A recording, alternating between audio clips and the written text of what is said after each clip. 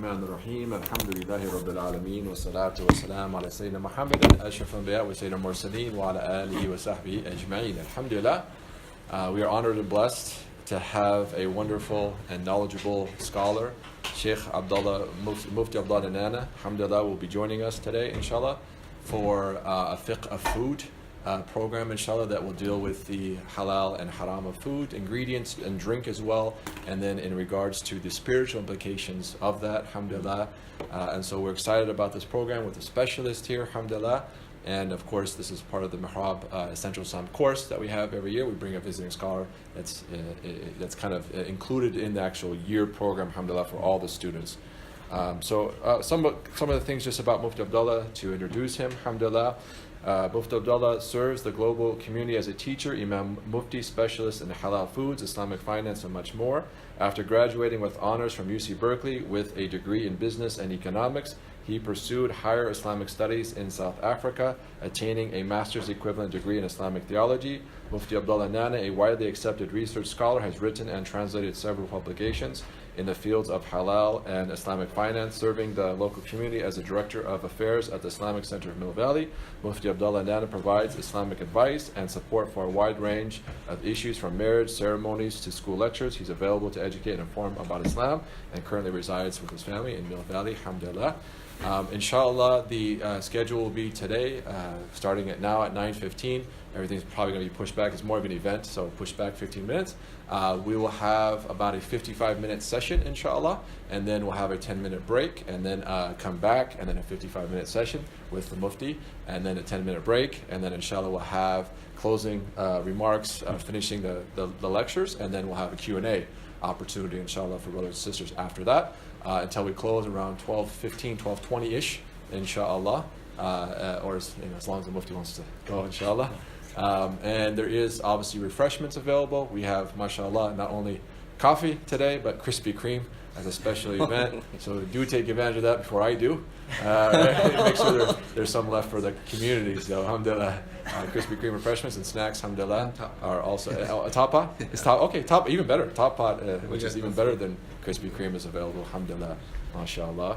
And so if there's any questions, if they're clarifying questions, then please raise your hand. But if they are detailed questions about things, then please save that till later for the Q&A session, which could be about 45 minutes, an hour session, because we want to make sure we get through all the material in the actual lecture portion, and then save the time at the end for Q&A. And then please also write those down. We will actually give preference to written questions. So write them down. We will offer inshallah paper and stuff like that to brothers and sisters, and then we'll bring them up front and answer them then, and then we'll also open it up inshallah for the floor for actual verbal questions that people might have, inshallah. And then the last note in terms of the course, don't forget the Aqidah assignment is due tonight, alhamdulillah. Not the fiqh, the Hanafi and Shafi fiqh, by the article by Mufti Taqi Usmani regarding the maqasid of Sharia. Reading that and the writing assignment of 2 to 3 pages, 25% of the grade, is due tonight on the student portal Mihraab by 11:55 p.m. inshallah. And then I don't know if you had the Shamal thing you want to. Yes. Yeah, the assignment is assigned today. Yeah. Okay. It'll be on the forum. Okay, so we'll write the Shamal assignment that's today as well for next week. Sheikh Amir will write that, and then the fiqh assignment, which we'll reiterate, is due tonight by 11:55 p.m. inshallah. Okay, and without further ado, inshallah, we'll continue and begin with Mufti Abdullah. Jazakallah khair, barakallah fi. Assalamu alaikum.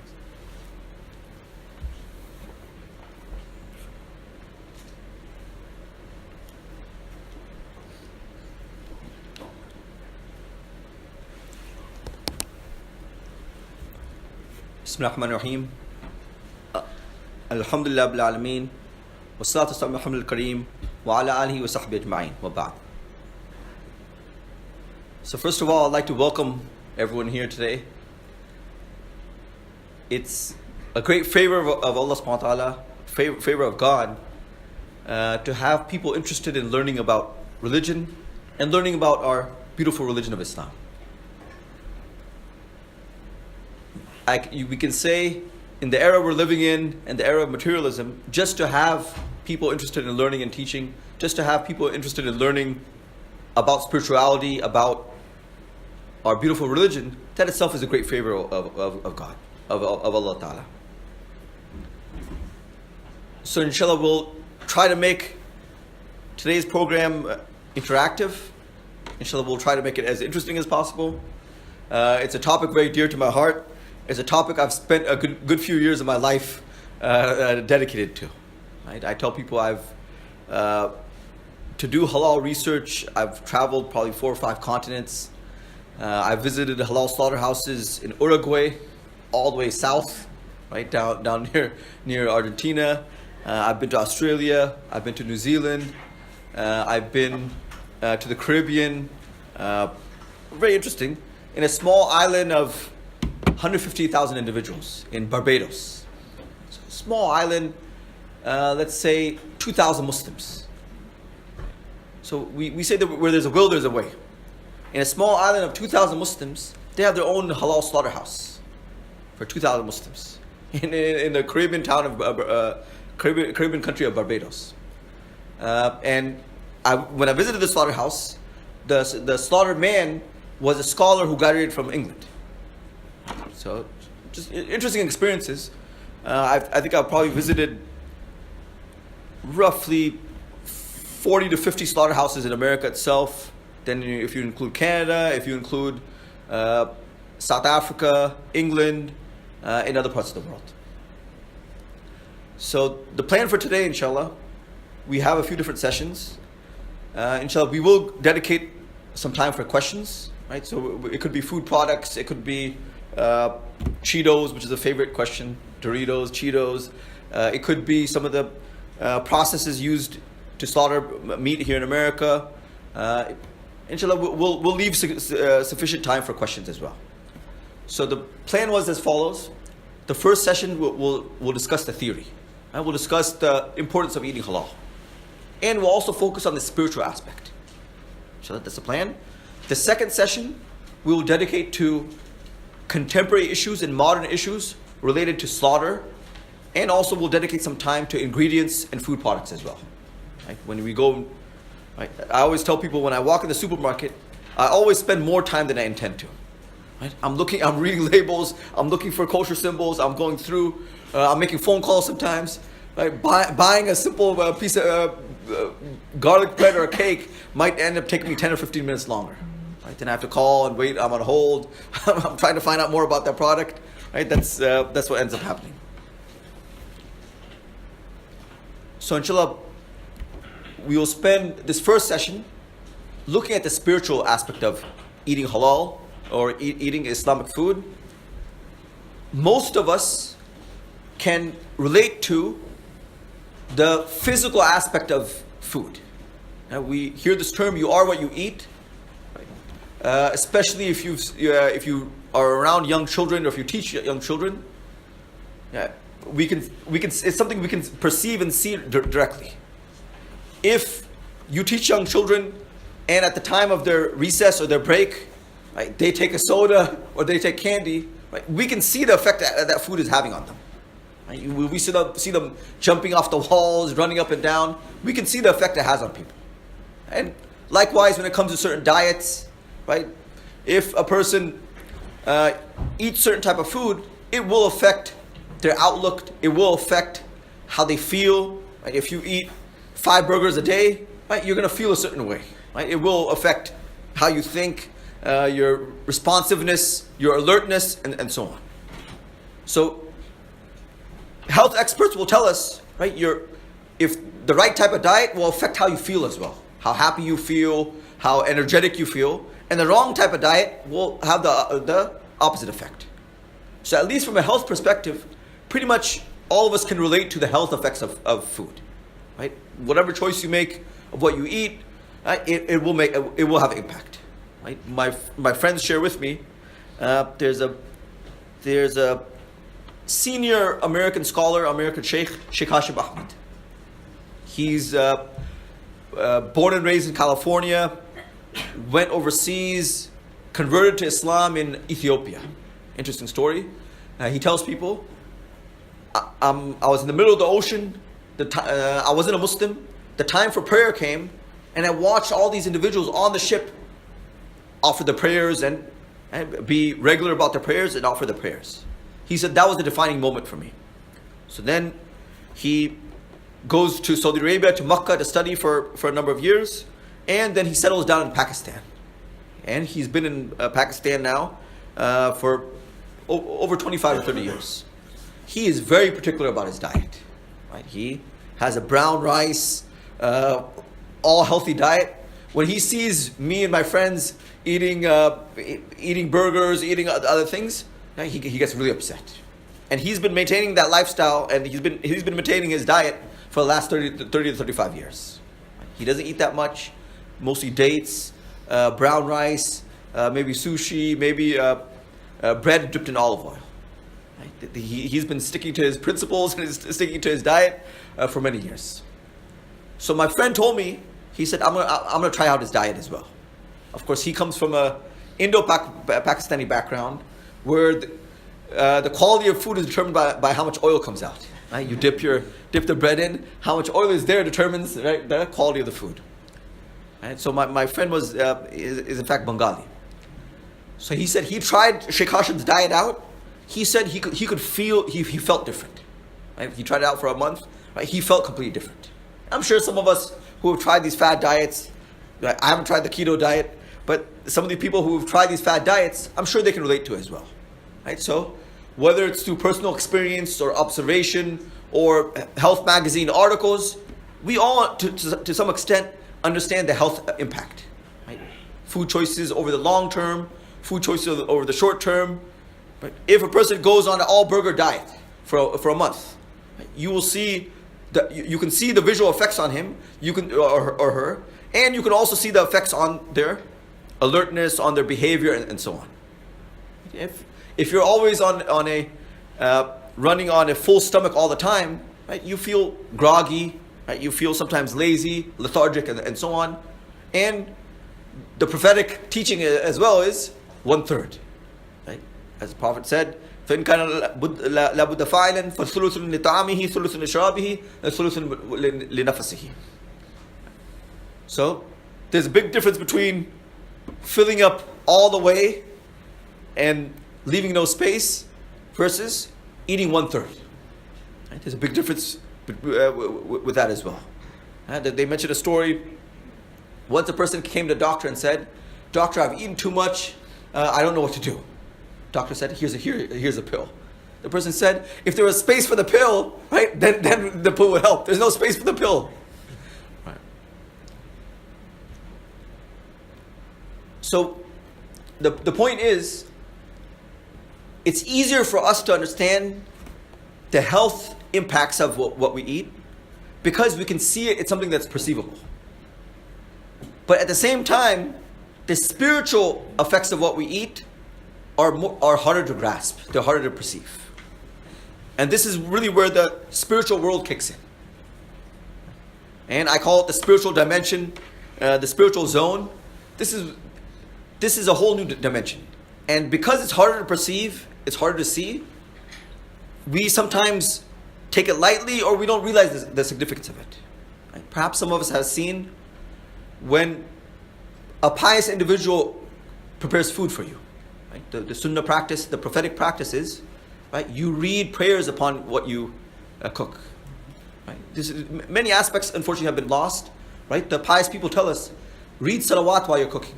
Allahumma salli ala Muhammad, Allahumma salli ala Muhammad. My wife sometimes jokes around. She says, whatever I feed you, I've read certain prayers on it to make you more obedient and to make you a better man. I'll read certain prayers. So she always tells me, I've blown and read a lot of prayers on all your food. That's what she says. Right? I think she's half serious, but I think she might be half joking, but I think she's pretty serious as well. So perhaps this is something which we've experienced, especially sometimes that food which is cooked for large groups, sometimes in the masjid, right? Sometimes by certain pious individuals. Sometimes when we taste that food, we can also feel a difference as well.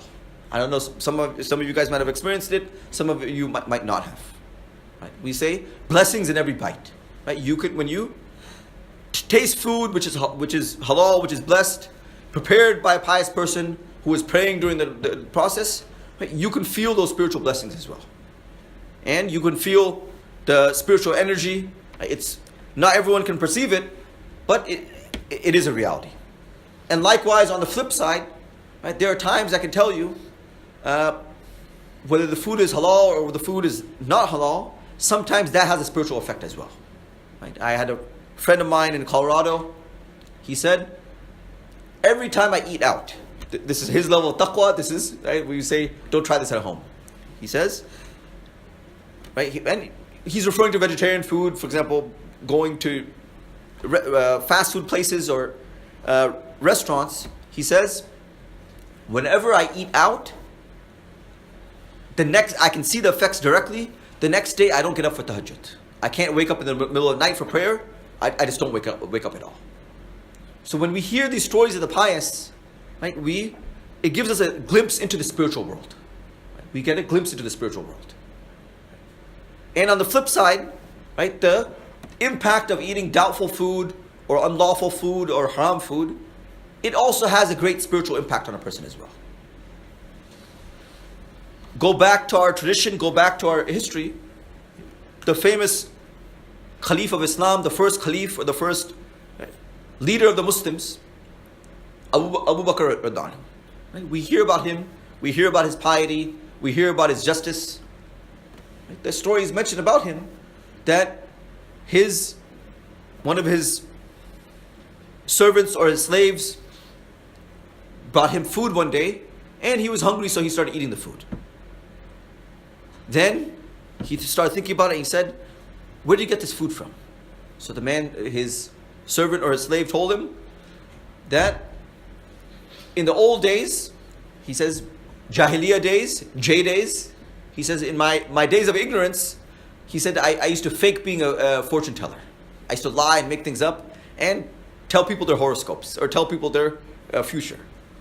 He said, a person came up to me and gave me this food and said, I'm paying you back for all the work you've done for me as a fortune teller. So he brings this food and he gives it to his master, who's the great Abu Bakr radhiyallahu anhu.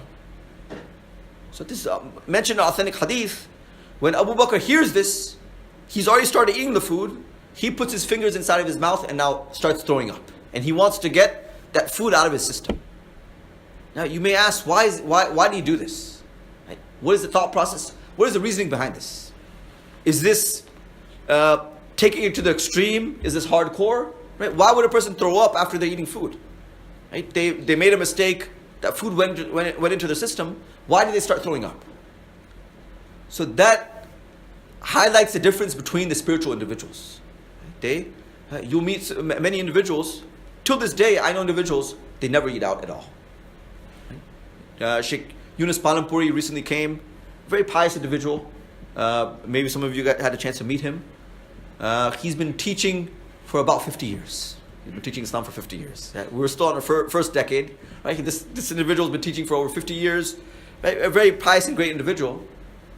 Right? His practice is he just does not eat out at all. Right? He avoids it. Now, whether it's halal or haram, that's his personal preference or that's his personal practice. And even the classical books mention this as well. Right? In our context, we find it difficult to understand. Eating out is part of life.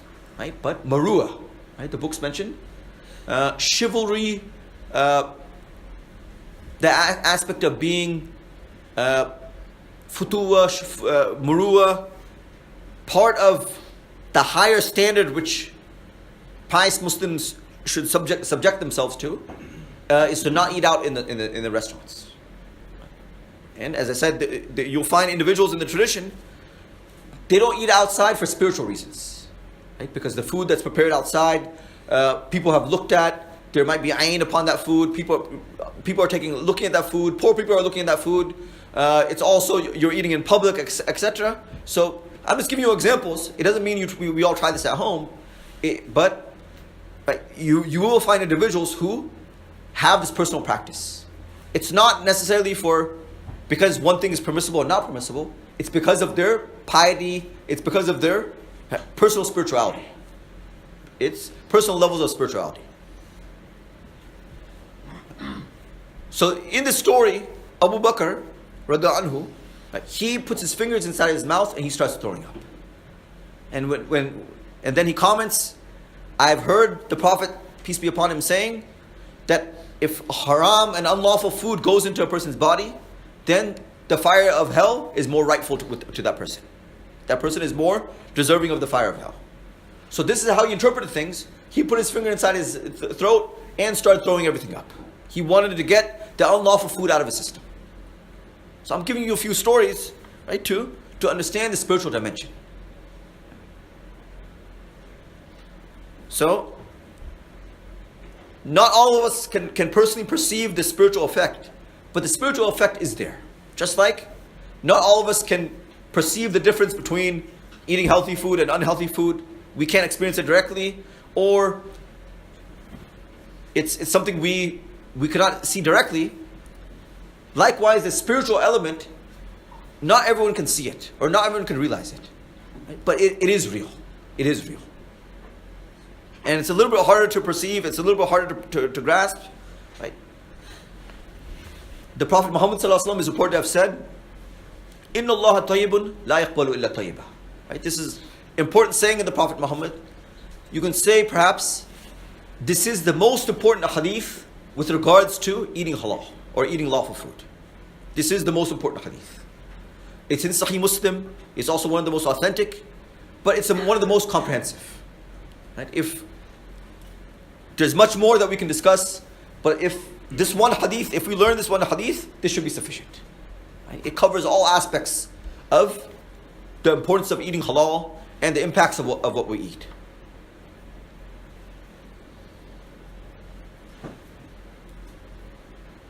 So the hadith starts, Inna Allah tayyibun la yaqbalu illa tayyiba. That the Prophet Muhammad ﷺ made an analogy that God is pure. God is tayyib, God is pure. And He only accepts that which is pure. Right? In all aspects of what we eat, of what we do, God wants only pure from us. Right? That which is pure.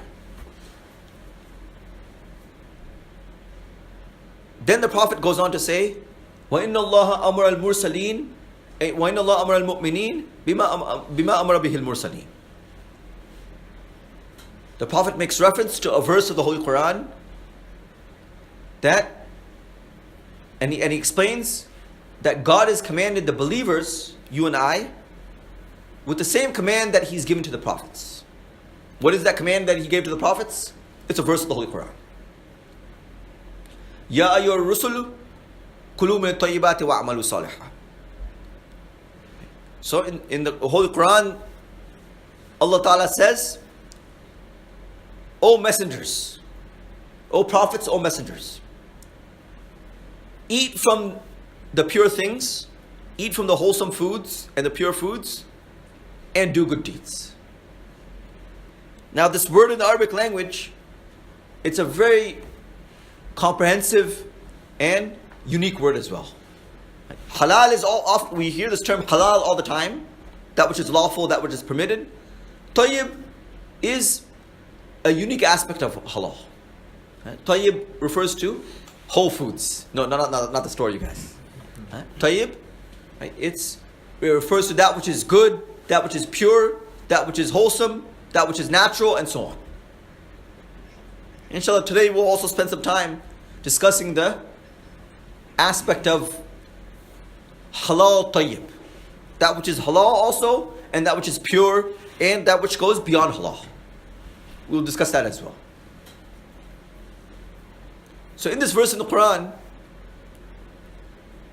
God mentions two commands. And this is worth pondering and reflecting over.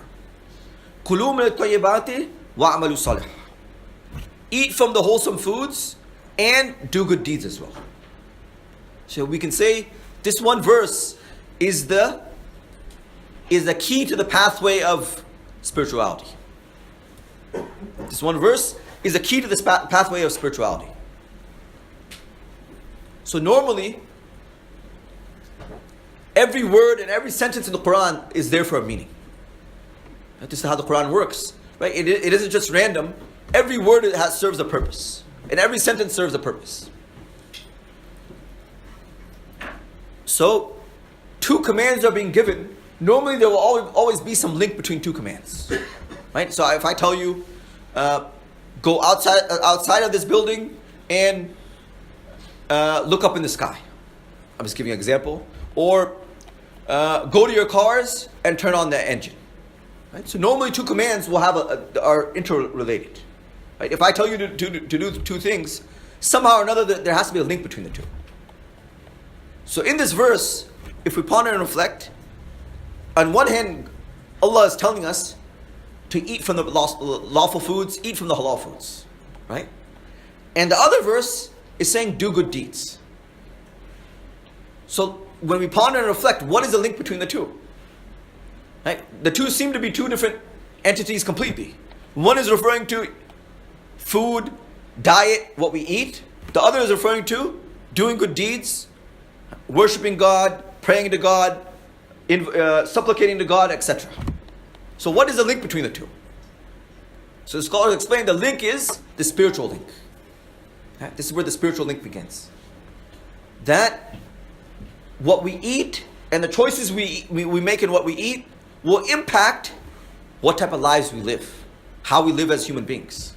Whether we worship God, whether we do good, or whether we do evil.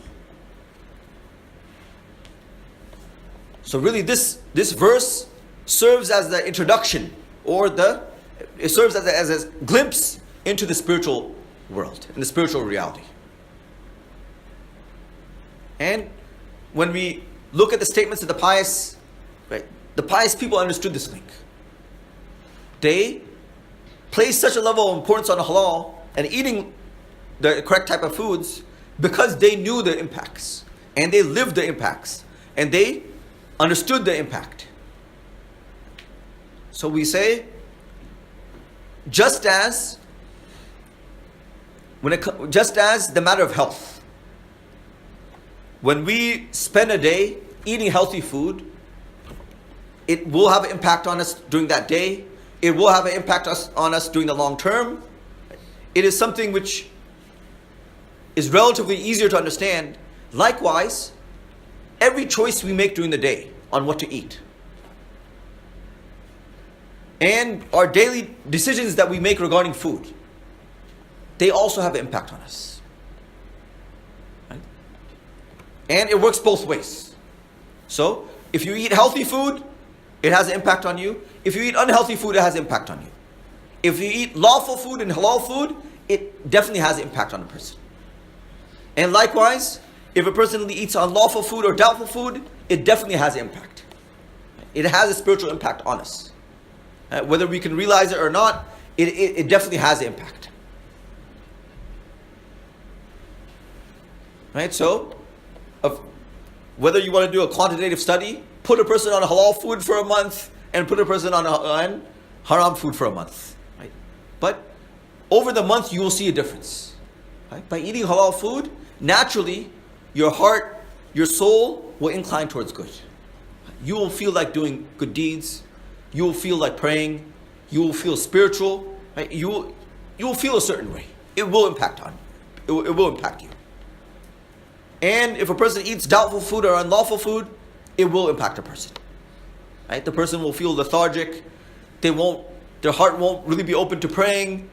They won't want to wake up early in the morning for Fajr, for the early morning prayer. Right? They won't want to do good deeds.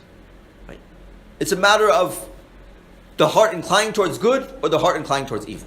Right? As we know, the heart is the key. Inna fil jasad la mudgha, idha saluhat salahatul jasad kullu. Right? There's a part of the body that, if it's correct, everything that comes out of the body will be correct. And there's a part of the body, if it's defective, then the entire body will be defective. And that is the heart. So by eating lawful or halal foods, it impacts our heart and our spirituality. Do we want to do good or not? Do we feel like praying or not? Do we have that desire or that willingness or enthusiasm to do good? And on the flip side, when we eat doubtful or unlawful foods, it's having impact as well. It's having impact. Right? We'll find it a little bit harder to pray. Right? Our heart will not be in things, or our heart will not be into it. And our heart will want us to do the opposite. Right? So this is just a brief introduction to the spiritual world. So in the Holy Quran, Allah is telling us, eat from the lawful foods and do good deeds. So the scholars explain, the key to doing good deeds is to eat halal. This is the key towards doing good deeds. Right? If a person works on a halal diet, right, this is a key towards being a good person, living a good life, pleasing God, and worshiping God. This is the key. So this is one important aspect of eating halal, and one of the important spiritual reasons for eating halal. Next, in this hadith, the Prophet Muhammad ﷺ discusses another element of eating halal as well, another aspect of the spirituality of food. And you could say this is a real life case study. ثم ذكر رجلا أشعث أغبر أطال السفر يرفع يديه يقول يا ربي يا ربي.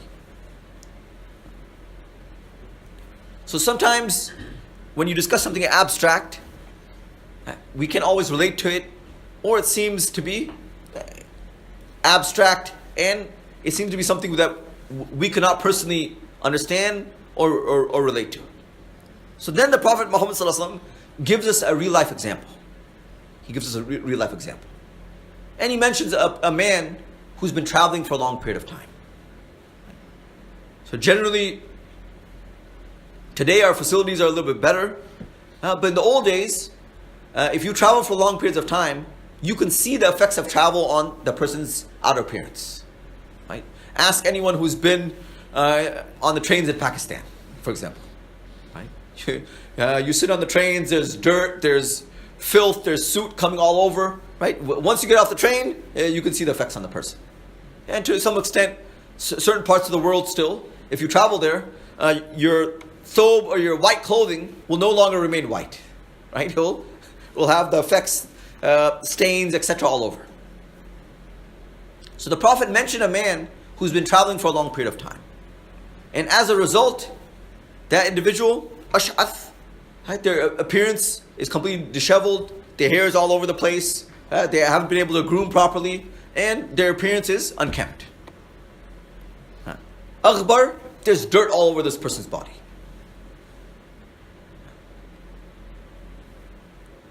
Then the Prophet mentions this person then raises their hands and starts supplicating and praying to God. So if we stop right there, we know as part of the prophetic teachings, prayers are more likely to be answered when you're traveling. Right? These are among the accepted times for prayer. Right? There are certain times of the year or certain times of the day where du'as or prayers are more likely to be answered. And we say one of them is when a person is traveling. Right? They're away from home. They tend to have softer hearts when they're traveling. They tend to be homesick. Right? They're sacrificing, and right, they generally have a different type of relationship with God. Here, the commentators in fact say, "Atal as-safar, yani safar al-hajj." Imam Qurtubi and other scholars say, this particular individual is traveling for Hajj, right? The journey of a lifetime, the greatest journey of them all. So imagine this person, if you were to watch this person raising their hands, you start thinking to yourself, right? I want to join that person's prayer. That person is traveling for Hajj. They've been traveling for a long period of time. They have more sincerity in their hearts, and they have more of a connection with God. And they're now raising their hands and making dua. And now they're saying, Ya Rabbi, Ya Rabbi. Oh my sustainer, oh my sustainer. So if we stop right there, we can imagine whatever this person asks for, they're going to get. Right there. They're very close to God in that state. Right there. They have more sincerity. They're traveling. They're on their way to the holy lands. They're on their way to the holiest of lands. Right? So their prayers must be answered. Their prayers definitely will be answered. So in this example, perhaps it seems that the Prophet is explaining the difference between the effects of good and the effects of our food choices. And how our decisions on what we eat, our decision in consuming halal or doubtful food or unlawful food, right, what impact it has.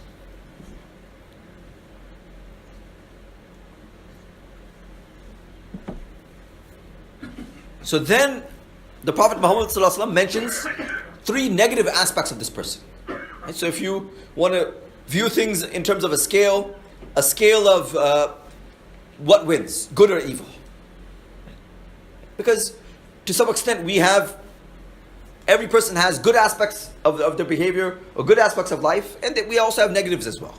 We have faults and we have good qualities as well. So the Prophet then mentions three negative aspects of this person. Despite going for Hajj, there's three negative aspects of this person. So number one, markabuhu haram. This person, their mode of conveyance is unlawful. Right? This person, their mode of conveyance is unlawful. Markab. It could refer to an animal, it could refer to a car, and so on. Number two, malbasuhu haram. His clothing is also earned from unlawful sources. For example, unlawful income, etc. And although today we won't go into detail, the source of income is just as important as the source of the food itself. This is actually another topic for another day. But income is just as important, and a lawful income is just as important as halal and lawful food. So this is something we should ensure. Our income should be halal as well, and the food we eat should be halal as well. If the food we eat is halal, but we use haram income to purchase that food, then it also will have the effect of consuming unlawful food. So the second aspect of this person, their clothing is earned through unlawful sources. Then the last negative trait of this person, وَغُذِّيَ بِالْحَرَامِ. This person was nourished through unlawful food or through unlawful income. So we have some positives. This person is traveling for Hajj, they're praying, they're turning to God, their appearance is pitiable, their appearance should attract the mercy of God. However, we have three negative traits. The person's clothing, their transport, and their body is nourished through unlawful sources. So what's the final verdict? The Prophet Muhammad says, فَأَنَّا يُسْتَجَابُ لَهُ يعني كيف يُسْتَجَابُ لَهُ. How will this person's prayers be accepted? So this brings us to another important aspect of the spirituality of eating lawful food and the importance of eating lawful food, which is the matter of dua and prayers. So we as humans and we as Muslims, an important aspect of our life is praying to God and having our prayers or our du'as answered. And this is also where the spiritual world kicks in as well. We have seen many God-fearing and pious individuals that their relationship with God was such, whatever they asked for, they would get immediately. Right? There's actually a genre, and there's actually an entire book on this topic as well. Ibn Abi Dunya has a book, Mustajab al-Da'wat. The term used in Arabic is people whose prayers are immediately answered. And such people will always exist. Perhaps from the Abdal, but they will always exist. So imagine that type of relationship, respected friends. Imagine, this is how certain people even today are. Right? Meet people like Sheikh Yunus Palampuri, meet people like Sheikh Habib Umar. These are individuals that they're used to praying and asking for 1 or 2 hours a day. Right? They talk with God. Every day they're talking with God, they're communicating with Him. They're saying, God, I want this. God, please help us with this. And they, وَإِذَا سَأَلْتَ فَاسْأَلِ اللَّهِ. Right? The prophetic advice, whenever you ask only of God. So imagine these individuals, right? We will get tired after a couple of minutes, including myself. 2 or 3 minutes, we're praying to God, we're checking our phones, we're thinking about other things. These individuals, right, they turn to God, they cry to Him, and they're praying for 2-3 hours a day. And not only that, right, throughout history there have been individuals, whenever they pray, they will get. And sometimes you see it in front of you. God, today I feel like having a rainy day. We need some rain. Please, God, send down rain. Next thing you know, within an hour, rain is coming down. Right? These are, even the Prophet, peace be upon him, was like this. And there are many other people like this. So imagine such a world, right, where whatever you wish for, whatever you ask for is being granted. You ask God for anything, immediately it's accepted. But friends, this is real, right? It's not a fantasy. There are people like this. And if you read in history, there was the Prophet's maternal uncle, Khal, Sa'ad bin Abi Waqqas. His biography is written, and many stories are related about him. One thing was, you do not mess with Sa'ad bin Abi Waqqas. If you cross him, or if you get on the wrong side, you better watch out. A story is mentioned about him. Once a woman made a false claim against him, that he had some property. She had the audacity to say, this property is really mine. So she took him to the court. She brought false evidence, and she took away his property. Right? So he got upset. He said, okay, if the judge has made the decision, now I'm turning to the real judge. He turns to God and says, oh God, if she is lying what she did, then grant her death in her own property. No, but yeah, this is mentioned in the books of hadith. Right? This is the prayer he made from his heart. Right? Ideally, we should make prayers on behalf of other people, but this is what, right, he was wronged, and this is the prayer he made. He said, this woman, right, grant her death in her own property. Right? Towards the end of her age, she became blind, and she said, the prayer of Sa'd has hit me. And one day she was wandering around in her property, she fell in a well and she died. So there are individuals, whatever they ask for to God, God will answer it. That's our relationship with Allah subhanahu wa ta'ala. So the question is, how do we get there? That's $1 million question. How can we get there? So there's a hadith of the Prophet Muhammad sallallahu alaihi wasallam. This is not a dalil of it being authentic or not. But if you drive around the cities of Madinah al-Munawwara, right, this is actually written as a mural. It's pretty cool. Here our graffiti and vandalism here in America is going to be in English. But you go to Saudi Arabia, it's in Arabic. And you'll see these murals and walls with writing in Arabic. So the same individual, Sa'd bin Abi Waqqas, right, one of the 10 who were promised paradise, Ashar al-Mubashara. It's recorded in Tafsir ibn Kathir and I believe Tabrani and other books of hadith, that one day Sa'd bin Abi Waqqas comes to the Prophet Muhammad sallallahu alaihi wasallam. And the Sahaba, they knew what to ask for, and they were they were smart. They were smarter than us. Right? They say, for example, when you visit the Kaaba for the first time, when you visit Makkah for the first time, when you look at the Kaaba, whatever you ask for will be answered. So that first dua is key. Whatever you ask for the first time you see the Kaaba, that dua will be answered. So a smart person said, ask for all the prayers in your life to be answered. Right? So that way you're covered for your entire life. So anyways, Sa'd bin Abi Waqqas, he goes to the Prophet Muhammad sallallahu alaihi wasallam and asks this question. Ya Rasulullah, Udu Allah an yaj'al anni mustajab ad-da'wah. He says, O Prophet of Allah, make me or pray to God that I become mustajab ad-da'wah, that I become a person whose prayers are all answered. And so this is something he personally came and asked the Prophet Muhammad sallallahu alaihi wasallam. So the Prophet Muhammad sallallahu alaihi wasallam, may God be pleased with him, gave a simple formula. And that formula leaves the door open till the day of judgment. Anyone can follow this formula, anyone can reach this state. Ya Sa'ad, atib mat'amak takun mustajab ad-da'wah. O Sa'ad, ensure that the food you eat is lawful, is wholesome, meets the Islamic dietary requirements. That's all you have to do. And all your prayers will be answered. That's all you have to do. So respected friends, this second element, or the second reason for eating halal, has to do with our prayers.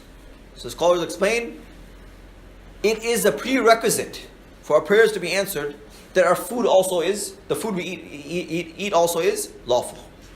This is a prerequisite. So this is the second element of eating halal, or the second reason for eating halal.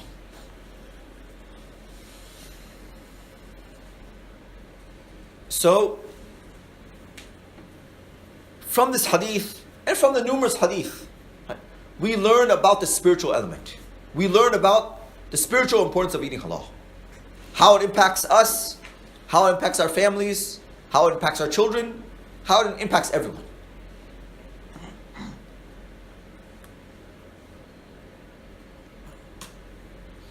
And this applies to the food we eat, it applies to the meat we eat, or the absence of the meat we eat. It applies also even to the food products.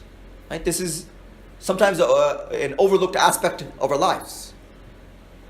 We might say, okay, I'm going to make sure that the food I eat is lawful, but when I go to the supermarket, it's not a big deal. I'm just buying, for example, I'm just walking in and just buying mac and cheese. Or I'm just walking to the supermarket and I'm just buying a bagel. Or I'm just buying apple juice, or whatever it is. So the other important aspect of halal is, it doesn't only have to do with the meat we eat, but it also has to do with all the food products we eat.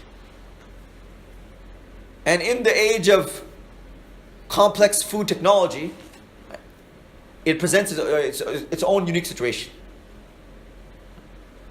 Who would imagine that sometimes toothpaste might have pork ingredients, for example? So that presents its own challenge as well. With regards to the spiritual element of eating halal, I will share some other stories as well. That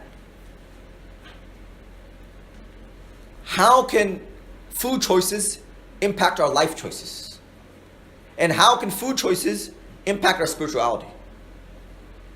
So, I was having a conversation with some of my friends at Zaytuna Institute, Ustad Yahya Rodis, and a few other friends of mine.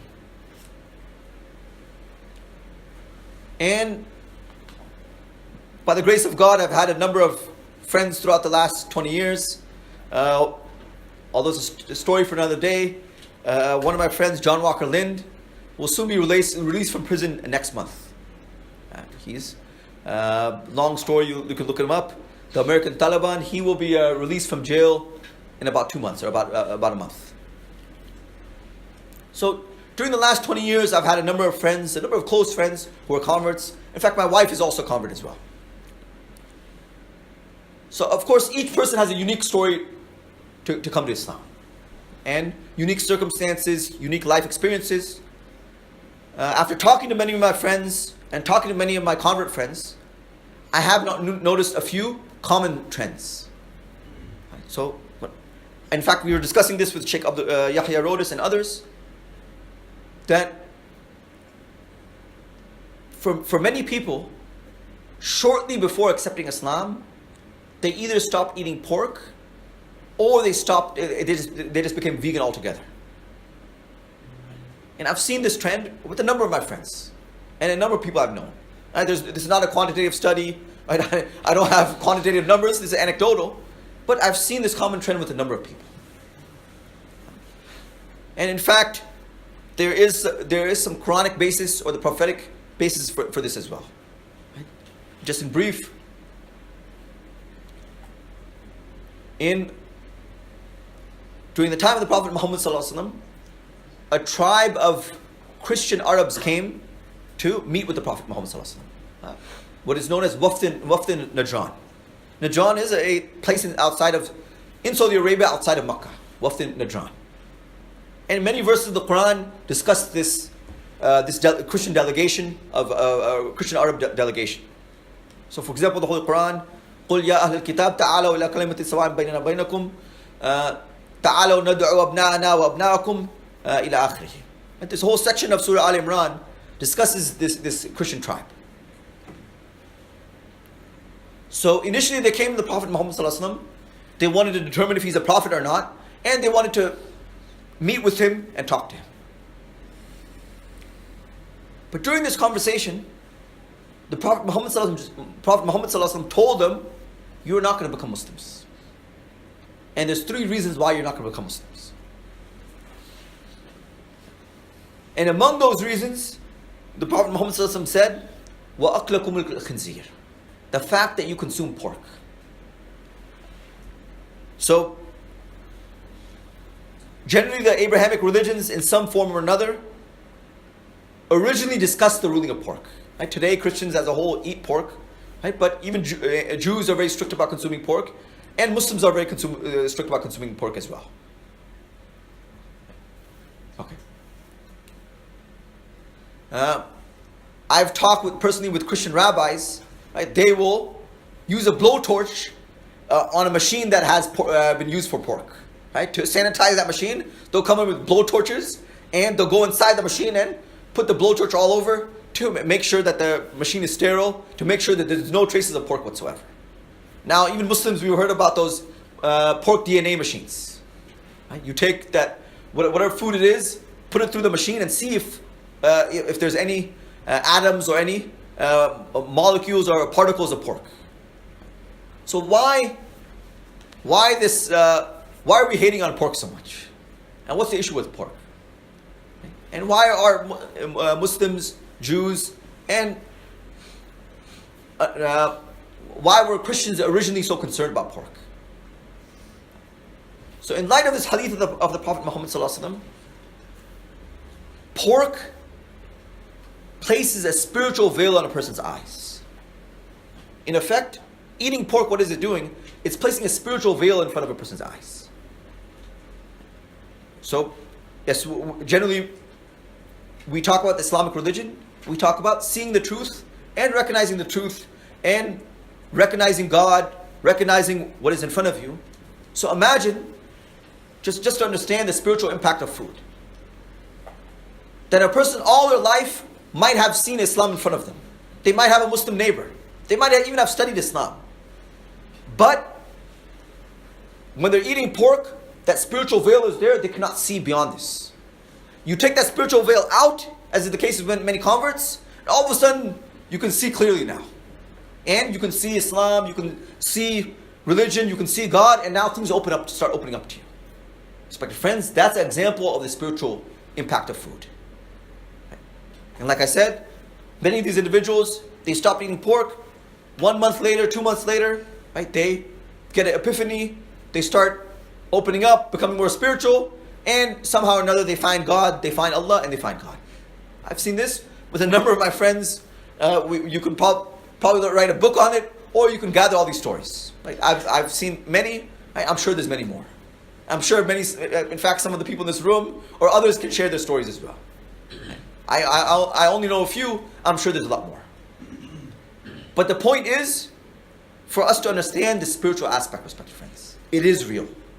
Imagine having something right in front of you, being able to see something right in front of you. The religion is in front of you, the teachings are in front of you, but you are spiritually veiled. You are spiritually blinded. You cannot see this. No matter how hard you try, you want to see it. You want to realize it. You cannot see it. You're blocked off. Right? Your eyes might be able to see, but your spiritual eyes cannot see. This is an example of the spiritual impact of what we eat. It is real. So imagine this, just for us to ponder and reflect. If the food choices are have such an impact, they prevent us from seeing a religion like Islam and prevent us from seeing the truth. Imagine the impact on our behavior. Imagine the impact on our actions. Right? There's also an anecdotal story mentioned that many pious individuals say pigs by nature are a very immodest animal. In fact, someone came, inshallah we'll end with these stories, someone came to one of the senior muftis of Egypt and said, Sheikh, today the pig is harvested and processed in a much more hygienic and a much more pure and clean way. During the time of the Prophet Muhammad ﷺ, 1400 years ago, right, the pig used to eat filth, right? You couldn't control its diet, right? It was a filthy animal. Today we have hygienic pigs. We have certified organic pigs. Sheikh, make pork lawful for us. So Shaykh said, no. If you want to understand the effect of pork, do this. Right? It's very interesting in Islam. Each animal has a personality. And interacting with a certain animal and eating the meat of that animal also will rub off on a person as well. Right? We say, for example, all the prophets, according to the Prophet Muhammad, they were shepherds. They were shepherds. Right? They spent time with sheep. They spent time with goats and sheep. Right?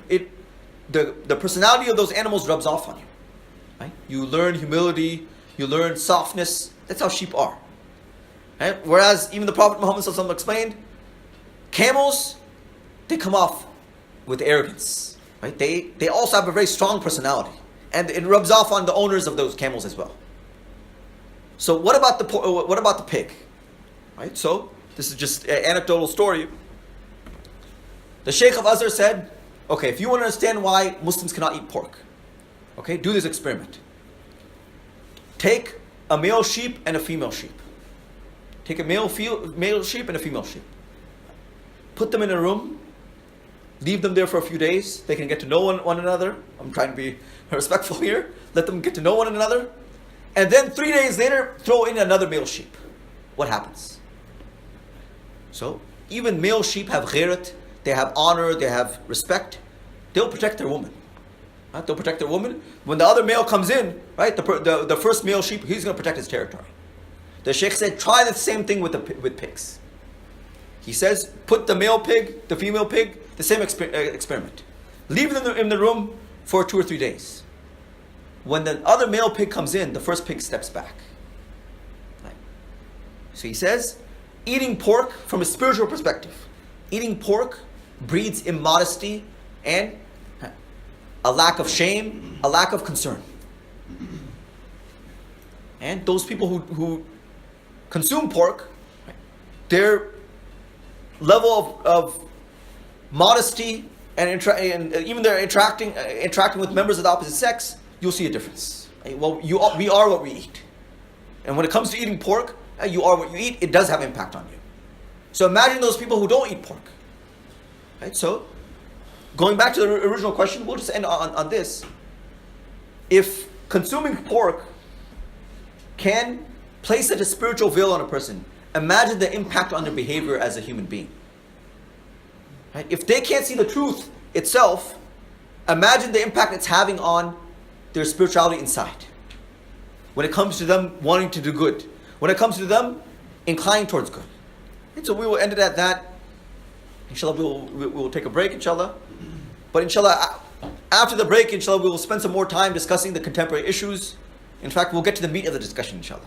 So we'll discuss some of the laws, hand slaughter, machine slaughter, stunning, and we'll discuss the different contemporary issues. We'll also spend some time discussing ingredients and some of the common issues when it comes to food products as well, inshallah.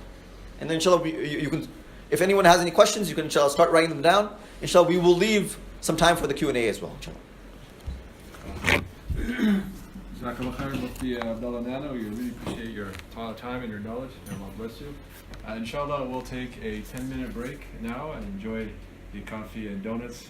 Inshallah, I don't know anymore, but alhamdulillah. I don't know if I should eat that sugar, but alhamdulillah. Enjoy that. Inshallah, we'll come back in 10 minutes and then we'll start for the second session. Jazakallah.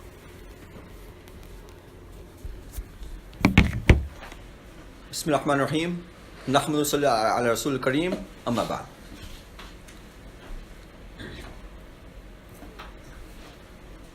So, during this second session, we'll try to discuss some of the contemporary issues with regards to eating halal. And also we'll discuss some of the laws about eating halal as well.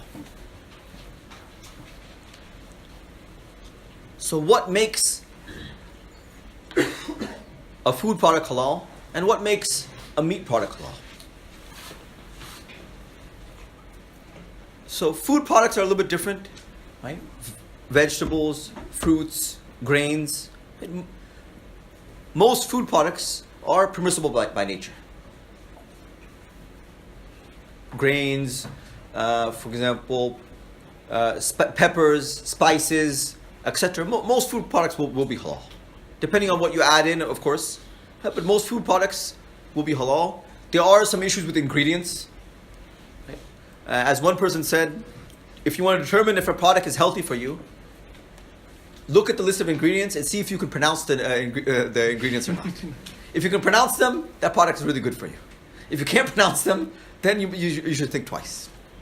Right? So we hear some of these terms, we see some of these ingredients. Sometimes there's thousands of ingredients.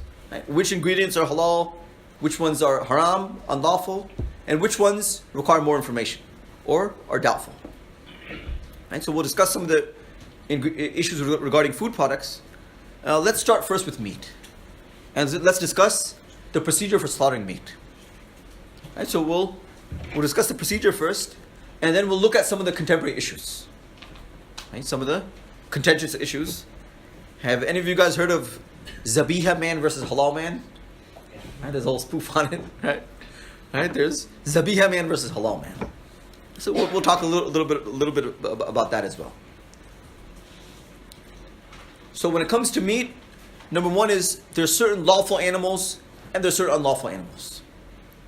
So, right off the bat, if the animal is unlawful, no matter how you slaughter it, it doesn't make a difference. The animal will not become lawful. And then there's the lawful animals. There is a specific procedure and way to slaughter those animals. So just as a side point, we were discussing Australia.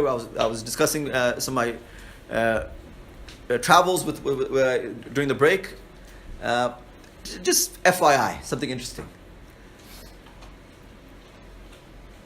So the scholars have written lists about which animals are halal. We've heard about some of the famous animals, right? Red meat, beef and lamb, and goat. Right? Many of our halal meat stores have them as well. Chicken, right? That's also another halal meat. Turkey, right? We're at Thanksgiving time. Right? Muslims want their halal turkeys, right? So turkeys are also there. Ostrich, right? So one of my interesting experiences in Malaysia, they had about 1 hour away from Kuala Lumpur, they had an ostrich farm. And one of the unique foods in Thailand and Malaysia is something called satay. It's this thin skewer. It comes on a wooden stick. So you can actually get halal ostrich skewers or satay there. Right? It's kind of just an interesting side point.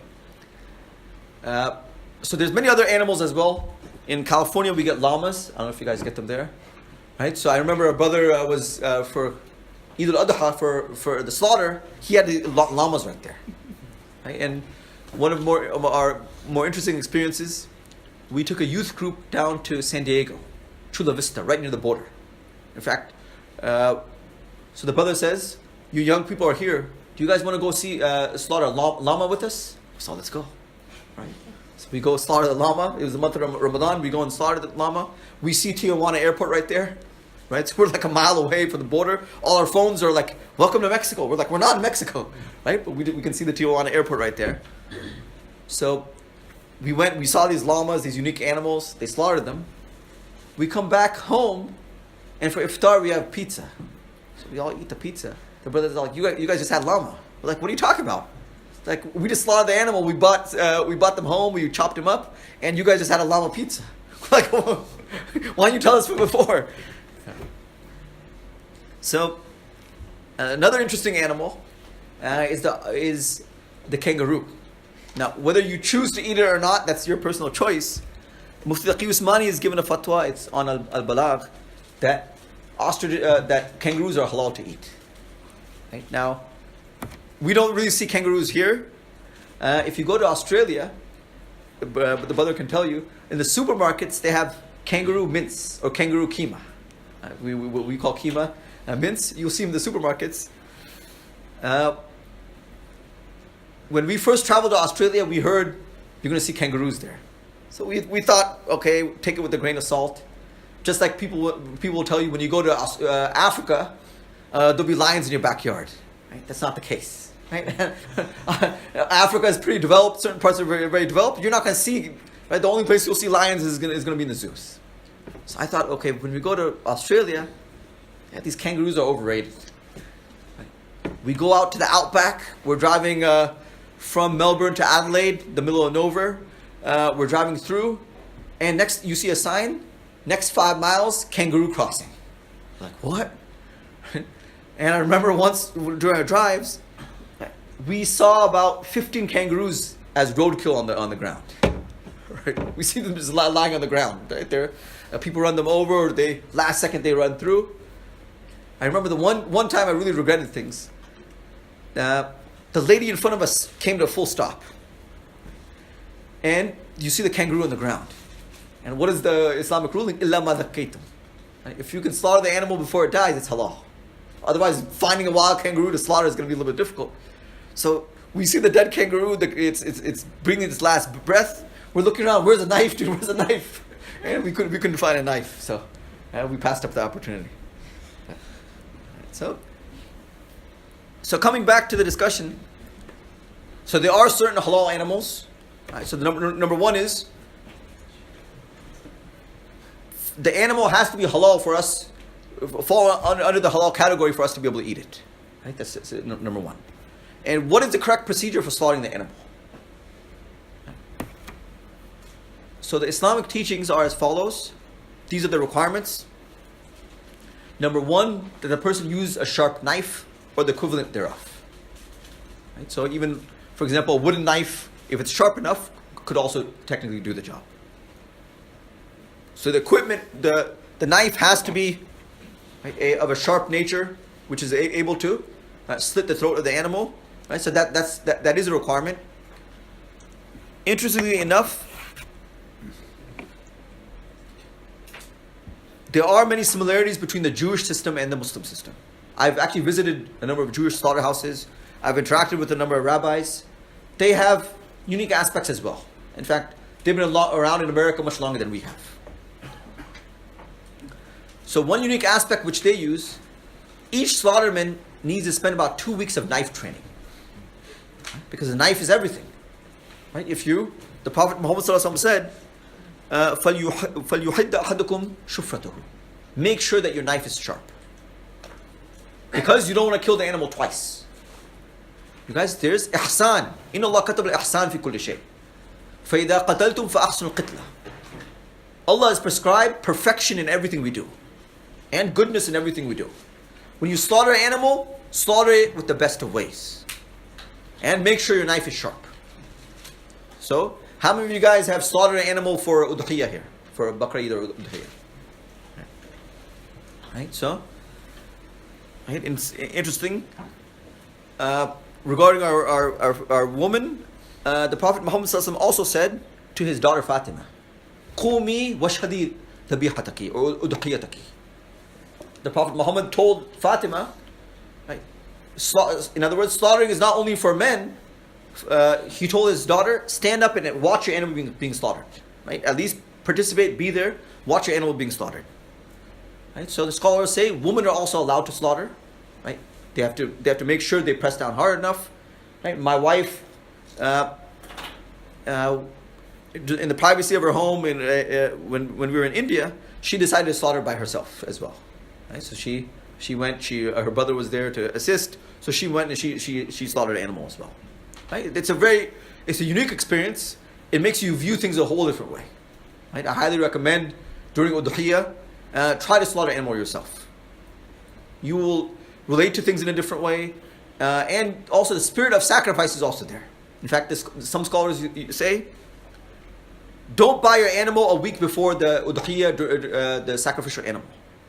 Keep the animal for a year. Grow to love that animal. To the point where the animal becomes a part of your family. You spend a year with the animal, you fed that animal. Now it's time to slaughter that animal. Now that feeling, that compassion is there. Now that spirit of sacrifice is there. Which Ibrahim al-Islam went through when he was about to slaughter his son. So, when it comes to slaughter, that knife makes a big difference. Right? And when the knife is not sharp, literally, you'll be slaughtering the animal 2 or 3 times. It's extra pain to the animal. Right? So, we generally, culturally, we see when people slaughter, right? They saw multiple times. They're sawing back and forth. Right? That is not the Islamic practice. And it causes undue pain to the animal. Right? We've seen good slaughter practices, right? Just 1 slice, that's all it takes. If the knife is sharp and you know what you're doing, right? all the vessels of the throat, right? It just takes one going back forth this way, and you're done. That's it. Right? The animal, it's a quick surgical strike, and that way the animal doesn't feel pain. In fact, you guys can read the research about Temple Grandin discussing the kosher and halal slaughter. Right? There's a lot of research out there. There's also machines proving that the Islamic method of slaughter is the most humane. There's studies, research studies, and machines and equipment that have been used. Temple Grandin herself says she's autistic. She's been one of the experts in the animal welfare and the different groups such as PETA. Temple Grandin has been involved for some time. She says, when I've watched a proper kosher or halal cut, she says, I see more of a reaction from the animal from flies than I do from the cut. It's that quick. Animal doesn't feel a thing.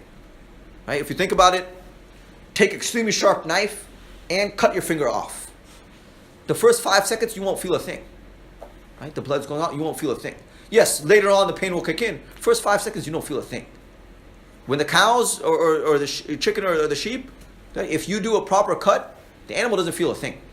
Right? Sharp knife, one, back, forth, that's it.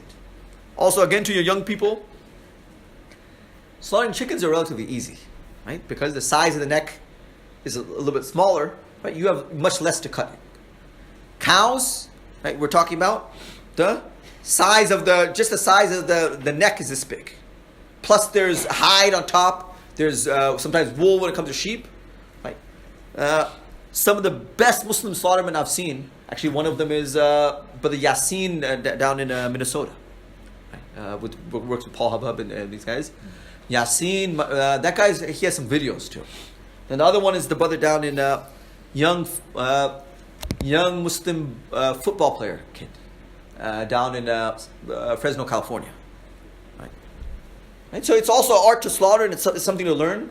Right? Especially when we slaughter during udhiyah, it should be 2 strokes. Right? It shouldn't be the sawing process. It should be 2 strokes.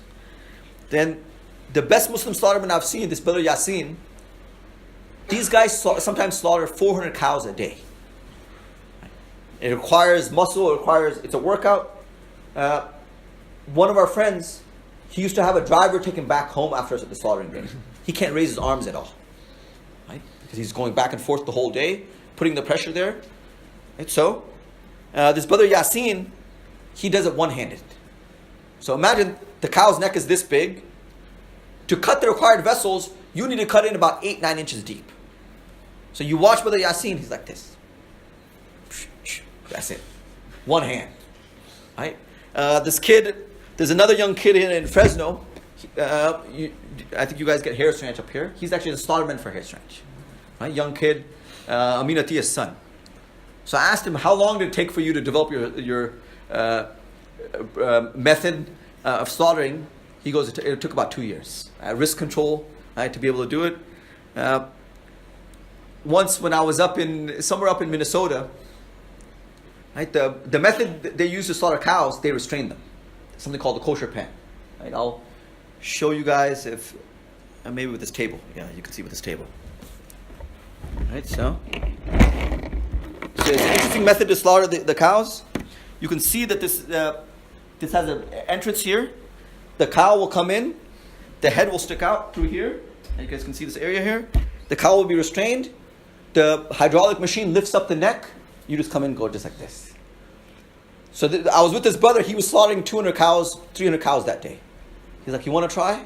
I look around. I'm like, the USDA is there. Right? Technically, you're breaking the rules. He's like, go ahead. And try it out. Bismillah. Right? So he said, go ahead and try this using the cow. You guys, I didn't use 2 hands. I had to use 2 hands. Right? I'm not good enough to do 1 hand. I had to use 2 hands. Right? So the first requirement is the knife. Right? And as Muslims, we should also learn how to sharpen the knives properly, how to keep them sharp. Right? The interesting thing, the Jews use something more like a sword to slaughter. Right? That their knives are custom made, costing sometimes thousands of dollars. Right? The knives they use, I think they have some criteria.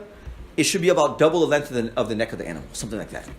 Right? So they're using these long, sharp knives. It's their baby. They look after the knife. They make sure it's sharp, right? They make sure it's ready to go for slaughtering. Right? So the first requirement is regarding the knife. The second requirement, it depends on the madhab. Right? There are different views regarding the madhabs, but فَكُلُوا مِمَّا ذُكِرَ اسْمُ اللَّهِ عَلَيْهِ. Saying the name of Allah at the time of slaughtering. Right? So, for some madhabs it is a requirement, for some madhabs it's recommended, but this is also an aspect of the slaughter as well. So we'll say that's number 2. Right? So at least saying Bismillah, or at the bare minimum saying Allah, right, while you slaughter. Right? We interact with many of these slaughtermen. Some of these Muslim slaughtermen, right, I tell them, you're doing a job on behalf of all of us. And I sit with them. Sometimes in 10 hours, one person will be slaughtering 5,000 chickens in a period of 10 hours. So I tell them, you guys have the best job in the world. You get paid to do dhikr. You get paid to remember Allah. Because you're slaughtering the animals each time when you say Bismillah or the name of God. You're getting your income. You're putting food on the table, but you're getting paid. You're remembering God all day. You're going to become a wali. You're going to become a pious friend of God. So that's the second requirement. Right? The interesting thing is, although there are differences in the madhabs, I've seen in Australia, New Zealand, and other parts of the world, just to make things universal, they just say everyone should say the name of God. Right? So it's more just to accommodate everyone. So I've seen in many of the major halal organizations, and even the major halal certifiers in Australia, New Zealand, and so on, they just say the name of Allah. To remove, to make things universal, say the name of God. One slaughterhouse I visited in New Zealand, the slaughterman came up to me. He said, Sheikh, I have a question for you. Right? We slaughter a lot of animals. Sometimes it's a little bit difficult. I heard that you can just say Bismillah awwalahu wa akhiruhu once in the beginning and you're done. Say Bismillah in the beginning and the end. Make that prayer once in the beginning and you're done. You just keep going. Right? So the second requirement, we'll say highly recommended practice, is to say Bismillah before you slaughter. It has to be live, not recorded. Yes. So this is a good question. I've translated a book from Arabic to English on the slaughter process. I forgot to mention that. Ahkam al-Dhabaih. Right? Mufti Abdullah Nana wrote this book in Arabic. When I was in my 5th year studying in South Africa around 2004, I reached out to Mufti Abdullah Nana directly and asked permission to translate his book. There's a long story. He has a student who's a Supreme Court lawyer of South Africa, Shoaib Umar, who studied with him in the 1980s. I think Masood is related to him. Masood is related to him somehow, right? Yeah. So Musa's wife, Musa Patel's wife, is related to Shoaib Umar. I think it's his uncle. So Shoaib Umar is one of the experts, Muslim experts in South Africa.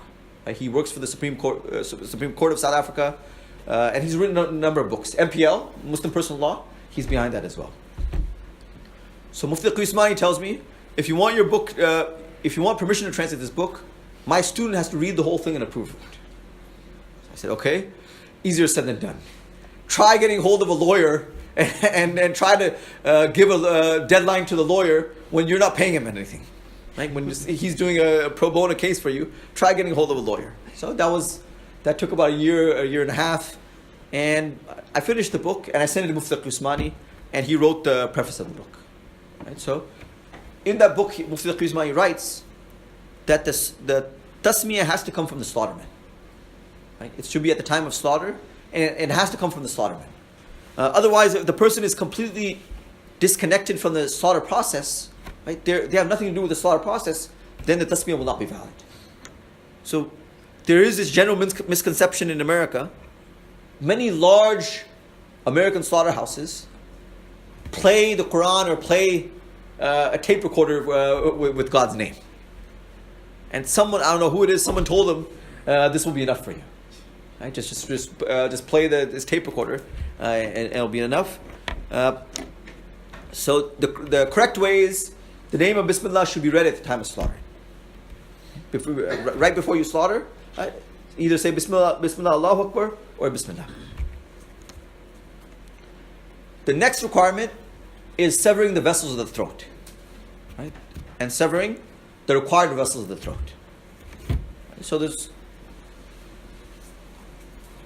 scholars explain, right, when you slaughter the animal, you can kind of see things better, right? You can see the visuals, but they are 4 vessels of the throat, the carotid artery / 2 jugular veins, then the esophagus and the trachea, right? Esophagus, trachea, and the 2 jugular veins, right? So if you look at the throat of the animal, these are all vessels which are at the center of the throat of the animal. So there are different opinions regarding which vessels should be cut. Right? The madhabs have different positions. The best thing to do is cut all 4. Right? And many of these in many countries in the world, they just say cut all 4. Make sure all 4 are cut, and that way you cover everything. Right? Beyond that, there's some more technical details. Which specific ones have to be cut? The Hanafis say 3 out of the 4. The Shafis require one of the two of the jugular veins. The throat and the trachea. Yeah, the throat and the trachea. Correct. Yeah, so the throat and the trachea. The jugular veins are sunnah. The jugular veins are sunnah. Correct. So there's a different combination required by the different madhabs, and that you can consult with your teachers and you can learn the specifics. The Malikis have their own combination. The Hanbalis have their own combination, and the Hanafis have their own combination. So, what is the point of cutting these vessels of the throat? It's to ensure that the animal bleeds out properly, and to ensure that the animal is fit for consumption. Right? Some of the slaughterhouses tell us the difference between the halal method and the conventional method. Now, with the chicken, because the animal's small, it's hard to see the difference. With cows, the difference is visible. So we're talking about when the halal method, when you're cutting from throat to throat and severing all the jugular veins and the blood vessels, so ensuring the animal bleeds out properly, what happens is they actually, in the slaughterhouses, bring in large trash cans. And one cow sometimes will yield 30 pounds of blood, 35 pounds of blood. The blood drains out. You have to keep a trash can underneath, there's blood everywhere. Right? The conventional method in America for slaughtering cows is the European cut or the vertical cut. And there's a few reasons why they use this method. So the beef, the issue will come up probably of the food of the people of the book, or the food of the Jews and Christians.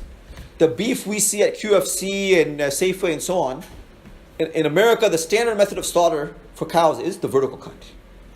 Right? So the vertical cut or European cut, you stab the animal this way and you cut down. That's it. Stab the animal this way, cut down.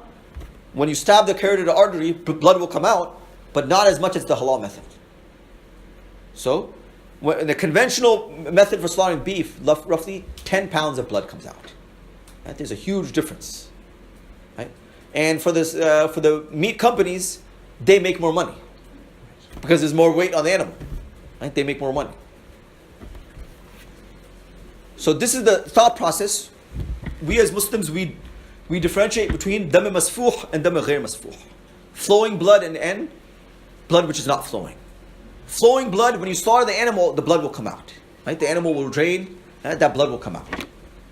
Then sometimes, after you slaughter the animal, there's still some blood attached to the carcass. That is known as dam ghair masfuh, blood which is not flowing.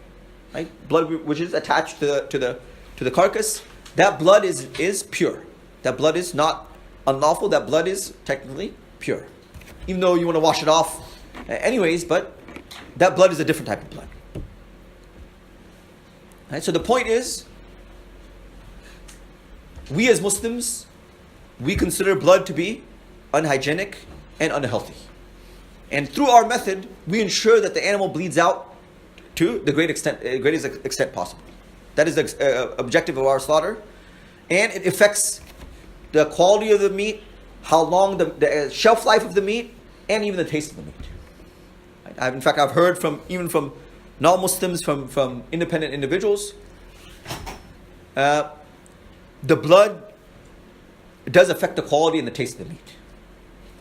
Right? And although I haven't seen it, some of my convert friends tell me there's a big difference in the taste of halal meat versus non-halal meat.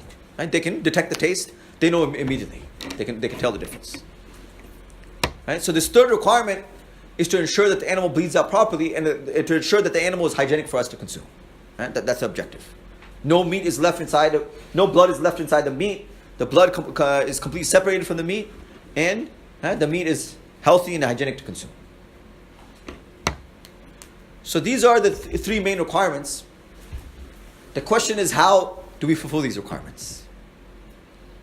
And especially for chicken. Right? The issue is mechanical slaughter or machine slaughter versus hand slaughter. Right? Perhaps this is the biggest issue in the halal industry in the world today. Mechanical slaughter versus hand slaughter. Right? As of now, for sheep and for red meat, machine slaughter is not viable. And machine slaughter is not used for red meat. As of now, right? Yeah, even in the non-Muslim plants throughout the world, sheep will always be slaughtered by hand. Because you have more time to slaughter sheep. It takes more time to process sheep. So you do have some time in between. You can use your hand, you can cut the animal, and then process the animal. But for chicken, in the world today, probably 95% of chickens are slaughtered with a machine. In America, 95% of chickens are slaughtered by a machine. Alright, so this is where one of the major issues come up. Have you guys heard of the term zabiha? Okay. Many people say the term zabiha is a bid'ah, it's an innovation in Islam. It's a completely new concept. In fact, it's an American bid'ah. It's an American innovation. Right? You guys, please, when you go to Dubai or the Middle East, don't go and ask someone if this meat is zabiha. They've never heard of it before. It's only Americans that use this terminology. So this issue impacts us as Muslims because the majority of the meat already is slaughtered through machine. This means that the majority of halal meat is also being slaughtered by machine.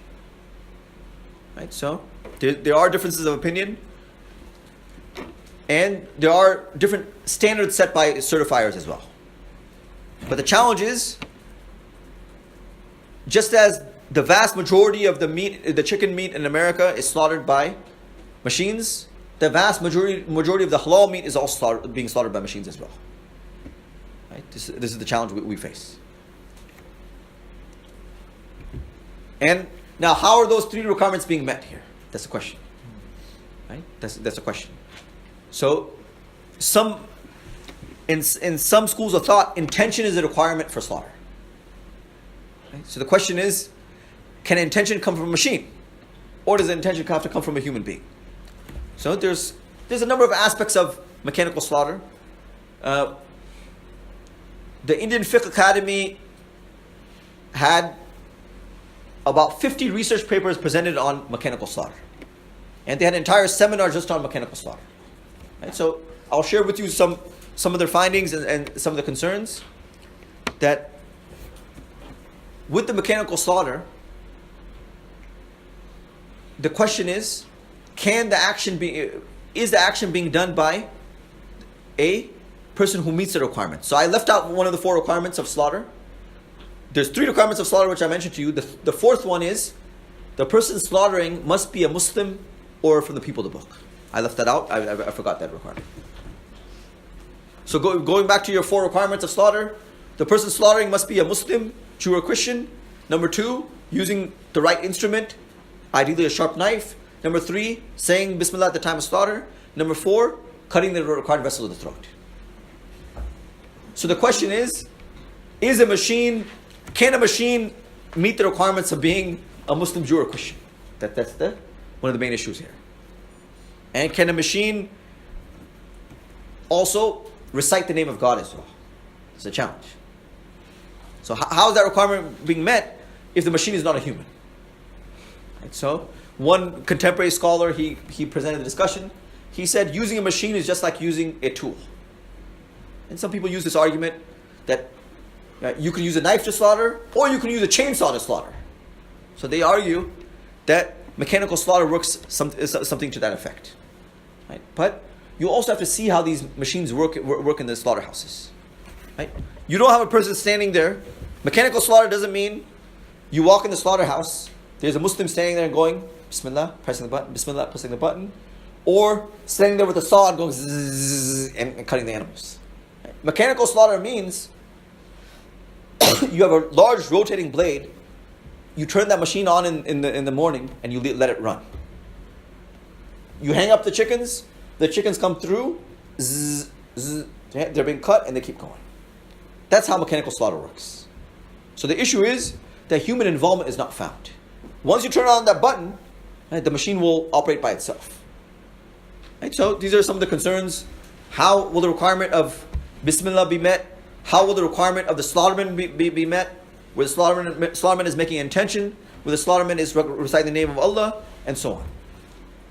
And the other challenge is, no machine is completely independent of humans.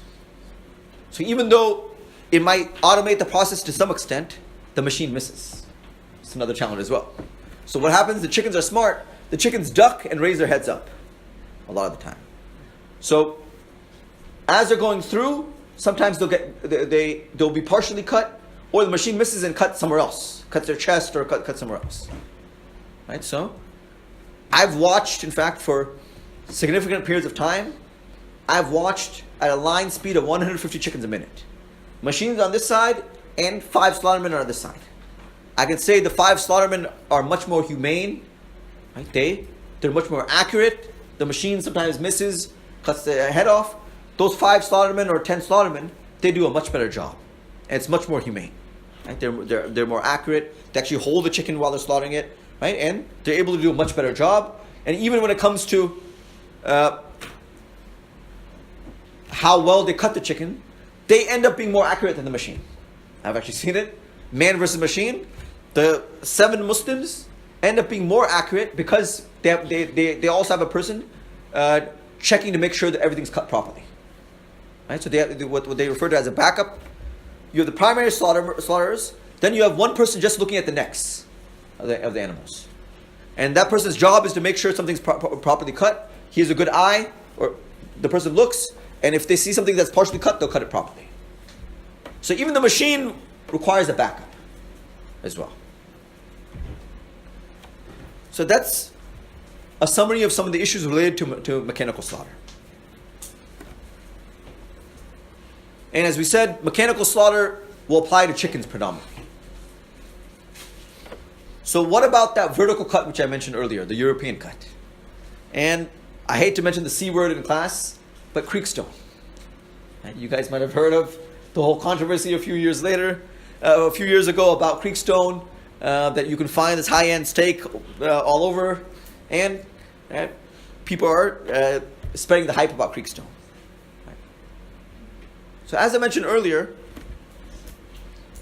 the vertical cut. Okay, let's ask some questions here, you guys. Let's see how well you guys are paying attention.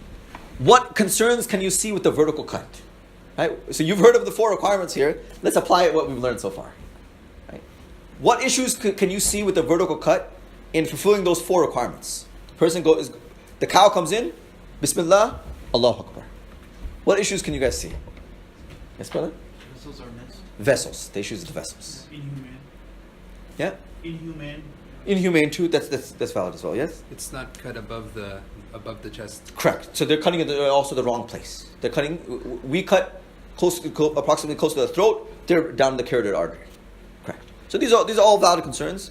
The main point is, if the vessels of the throat are vertical, with the vertical cut, how can you sever 4 vessels which are at least 2 or 3 inches in circumference? Right? How can you properly cut all 4? That's the issue. Right. Yes. Can you still cut the throat and esophagus with a vertical cut? So very good question. I've actually, I watched the vertical cut, and then I went afterwards and I looked at the throats. So like when the slaughter line is there, you can actually follow the animal. the vessels aren't being cut. I've actually watched with my own eyes. Right? So the vessels aren't being cut properly. Right? Some plants use something called the modified cut. What they do is, at the carotid artery, they go. They do that.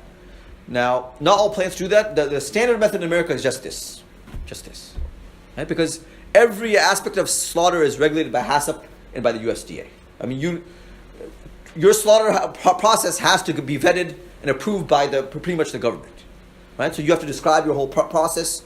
So every slice or every cut has to be regulated. So just for simplicity, most plants will just go.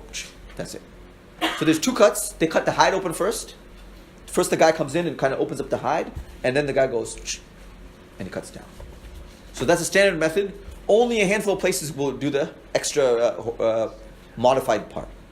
And doing the modified cut, they're able to get the jugulars. That's it. But because the anatomy of the animal, they're not able to properly get the esophagus and trachea. They're not able to cut them. And actually, the reason why they're doing it, they don't want to cut the esophagus. Right? So for food contamination issues, sometimes when we slaughter, you guys notice for qurbani, sometimes green stuff comes out when you slaughter the animal. Right? That's the food. That's the regurgitation of the food that's coming out. In the meat plants, that's a liability. Right? They can potentially condemn the head of the animal and parts of the animal. So they don't want the esophagus to be cut. Right? They don't want the esophagus to be cut. Right? That's their objective. Right? So that's one of the reasons why they use the vertical cut. So for beef, right? For a long time we assumed that the issue is only with chickens. You hear some people saying the chicken should be fine, but don't worry about the beef. The chicken might be problematic, but don't worry about the beef. Right? But just as important as the machine slaughter issue, vertical cut is a major issue here. I've been to plants in America where they're using the vertical cut, Muslim plants, right? And it kind of, you get that feeling of so close yet so far, right? When you watch that's the plant, 1,000 cows are being slaughtered there daily. The Muslim slaughterman, he's doing his job. Bismillah, Allahu Akbar. Bismillah, Allahu Akbar. And you're sitting there and you're just, you're sad. Right? It's a very depressing experience. But unfortunately, that method is also being used in America as well. Right? The vertical cut, Muslims are using that method, and Muslims are, there are a number of plants that use that method.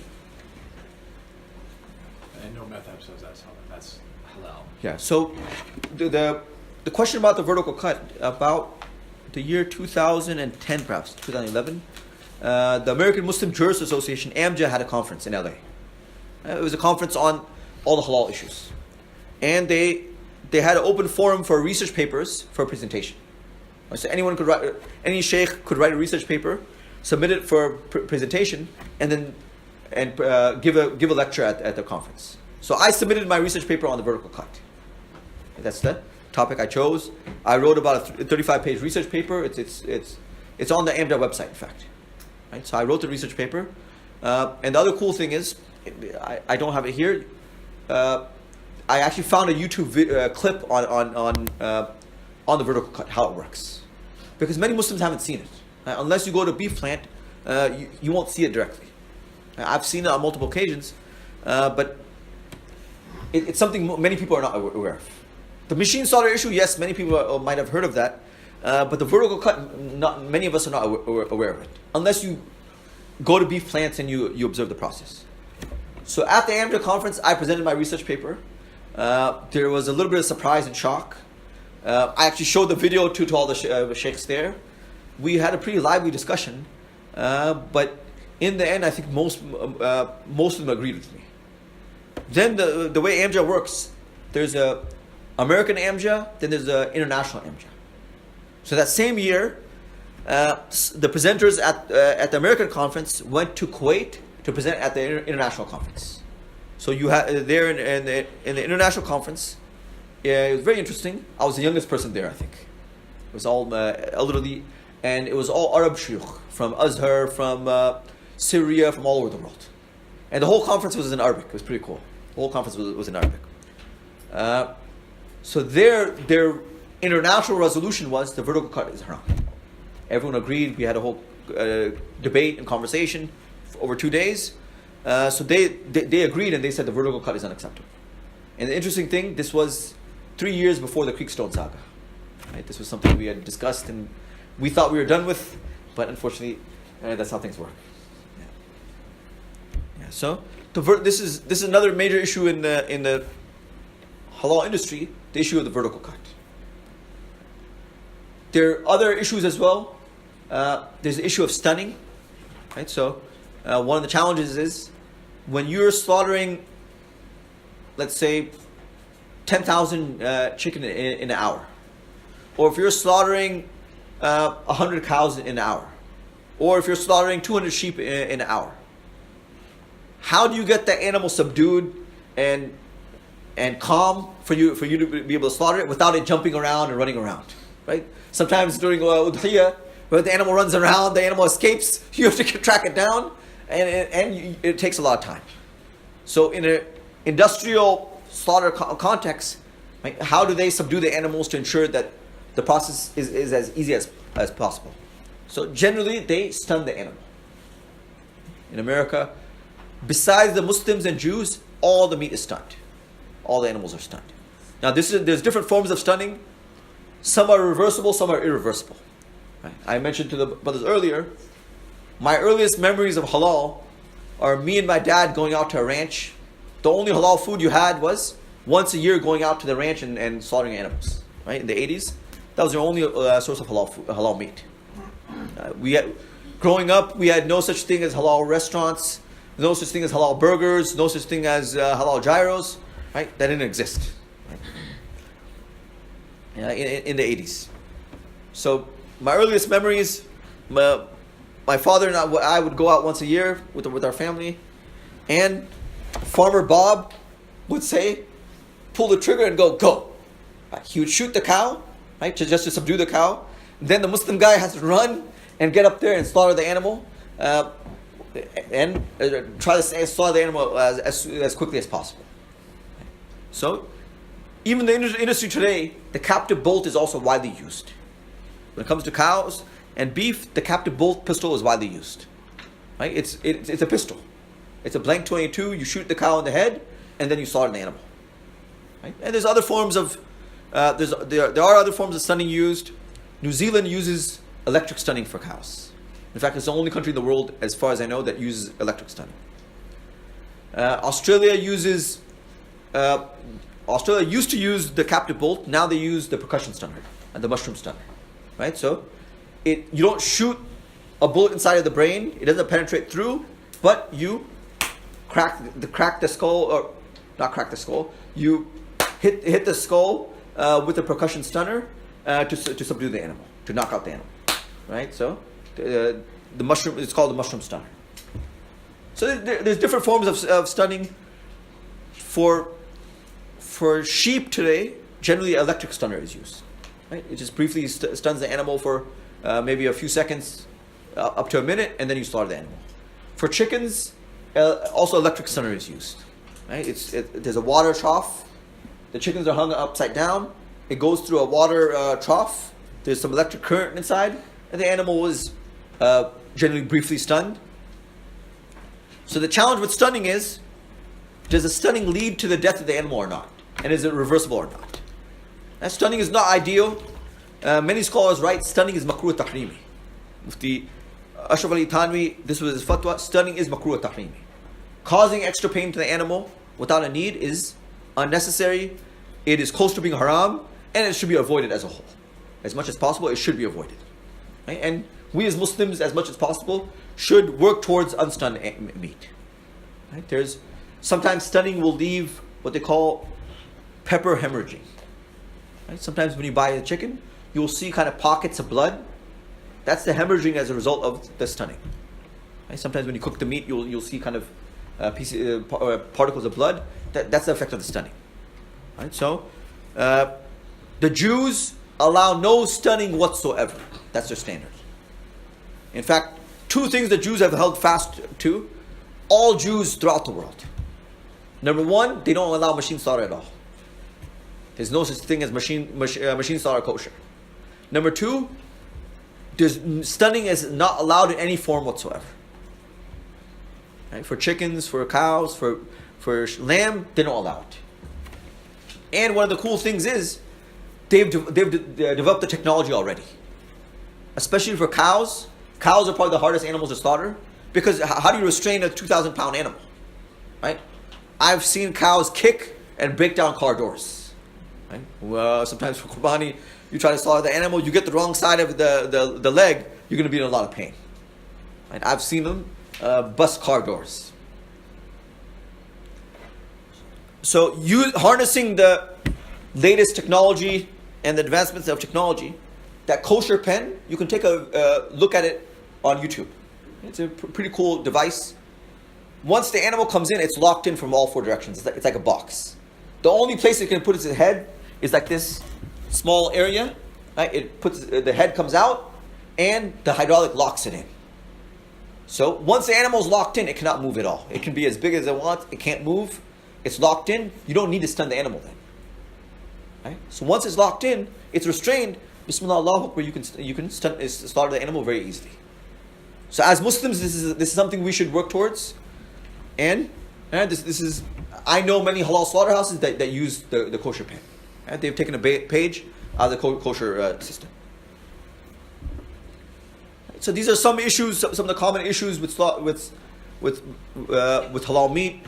Also, there's a whole discussion on halal tayyib or wholesome halal meat. Right? This is also an important topic.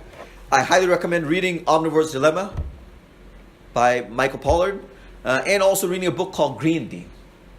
So the brother who wrote the book, Green Deen, by Ibrahim Mateen. That's his name. Right? MashaAllah, very active and very nice African American convert. I've met him a number of times. He wrote the Muslim version of Omnivore's Dilemma. Pretty cool. And he talks about going to his organic farm and slaughtering turkeys, running after them. It's a pretty cool book. It's called Green Deen. You can get it on Amazon. So, with this whole food movement, we as Muslims have to start thinking about Beyond Halal, because that's also a website too, Beyond Halal. Right? In fact, I might be doing an interview with them in the next month or so. And so, these are issues for us to think about. The feed of the animals. Right? In fact, really, I think this is one of the miraculous aspects of Islam. 1400 years ago, the Prophet Muhammad already discussed the issue of feed. Jallala. Right? There's a term in the Arabic language, an animal which has been brought up primarily on filth. Jallala.